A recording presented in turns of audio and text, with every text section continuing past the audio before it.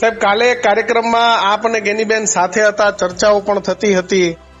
રાજકીય ચર્ચાઓ હતી કે સામાજિક ચર્ચાઓ ના, હતી? રાજકીય કે સામાજિક કોઈ ચર્ચા નહીં, માત્ર હવે બધા લેતા પ્રસંગ હતો, જી, બધાને નોતર્યા હતા, સમાજ નોતૃત્વ, સમાજ જીવનના બીજા સમાજના લોકો પણ હતા અને રાજકીય આગેવાનોને પણ કોંગ્રેસ ભાજપ બધાને નોતર્યા હતા. જી. એટલે કે અમિતભાઈ અને શંકરભાઈ જોડે બેઠા હતા. જી, પછી અમારા બાપજી હતા, અમારા જે શિકારપુરા મનસઈ, જી, પાછું બાપજીભાઈ હતા, વચ્ચે જ્ઞાનીબેન હતા, એમની જોડે હું હતો, પછી હરિભાઈ, કારણ કે મોડા આવ્યા એટલે પછી વ્યવસ્થા અમારા વચ્ચે બેહવાની ગઈ. એટલે કોણ કેવા સામાજિક પ્રસંગમાં કોણ કેવા બેહે છે, શું છે, ત્યાં કોઈ ચર્ચા સમાજ જીવનમાં થતી હોતી નથી. કોઈ જરી નો ચર્ચા એટ ઓલ, નહીં રાજકીય નહીં સામાજિક, કોઈ પણ નહીં. ભેગા બેઠા અમે એટલું જ. જી. હા, બીજું કોઈ ચર્ચા નહીં. મિત્રો પરબતભાઈ, આપ અને માવજીભાઈ સાથે હતા અને એક પોસ્ટ પણ એમને વાયરલ કરી, સમાજના રત્ન શંકર સાથેનો વિડીયો નથી, આપ અને માવજીભાઈ બેઠા છો. લાગે છે માવજીભાઈ કોઈ મેસેજ આપતા હોય? વિડીયો કોને વાયરલ કર્યો?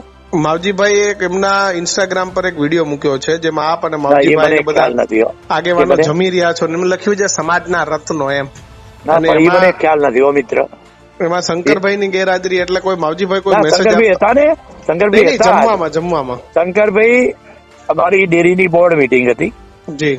એટલે શંકરભાઈ વચ્ચેથી જી એમની સ્પીચ આપી અને જમીને પેલા નીકળી ગયા હતા. હા, કાર્યક્રમ પૂરો થયા પછી બાકીના બધા જમ્યા, પણ શંકરભાઈ વચ્ચેથી જમીન નીકળ્યા હતા. એટલે એ સાથે ન હોઈ શકે, કારણ કે એ બધા પેલા જમ્યા એટલા માટે. હા, બીજું કોઈ કારણ નથી. માવજીભાઈ સમાજ સાથે જ રહેશે? માવજીભાઈ ના લડ્યા બાદ પણ સમાજ સાથે જ રહેશે? પરબતભાઈ લાગે છે એવું, જે રીતે માવજીભાઈ સમાજ ક્યારેય ભાગલા પડે જ નહીં સમાજ ના. કઈ કોઈ પંચાયત ની ચૂંટણીઓ અંદર લડતા હોય છે, ચૂંટણી લડે એટલે બીજેની વાત પૂરી. ક્યાંક કોઈક ગામ એવું હોય કે 5 વર્ષ પૂરો કરે, બાકી ચૂંટણીમાં ગમે એટલે ચૂંટણીઓ થતી હોય તો પછી બધા ભેગા જ હોય, બધા ભેગા જ હોય, કોઈ ભાગલા સમાજ ના પડે. તમને લાગે છે કે માવજીભાઈ આવનારા સમયમાં પોતાના મનમાં કઈ નહીં રાખે તમારા માટે, શંકરભાઈ માટે, જયારે એમને અપક્ષ લૂંટી? વાત સાંભળો મારા તળિયો, હું ને બાપજીભાઈ હેલો 5 ચૂંટણી સામે લડ્યા. જી.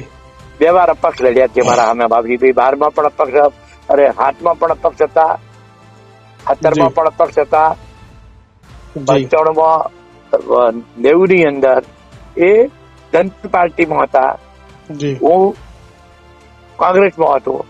એટલે ચાલ્યા ગયા લડવાથી. અમે લડ્યા કરી બીજેથી કશું યાદ રાખતા નથી કોણ લડ્યું કોણ ના લડ્યું. આપ પણ માવજીભાઈ ને મનાવવા માટે ગયા હતા? ના, એટલે કે હું કેવા કે ફોર્મ પાછો ખેંચી લો, એમાં કે આપણે જીતો નહીં, મારો જે અભિપ્રાય હતો એ મેં આપ્યો એમને. તમે એમને દબાણ નતું કર્યું ભારતીય જનતા પાર્ટી વતી કે ભાઈ તમે ફોર્મ ખેંચી લો? ના, એટલે એમને અમે ઉપર પણ કીધું હતું, ઉપર પણ એમને મનાવવા માટે કીધું હતું, એ રીતે વાત કરી હતી. પરબતભાઈ પટેલ ને કોઈ મન દુઃખ છે ખરું? ના, ક્યારે હોઈ શકે જ નહીં. પરબતભાઈ પટેલ ને કઈ મન દુઃખ ક્યારે જિંદગીમાં રહ્યું નથી, રહેતું નથી ક્યાંય કોઈથી. શું લાગે છે પરબતભાઈ, પરિણામો હવે ખુબ નજીક આવી રહ્યા છે? પરિણામ ભાજપ જ છે.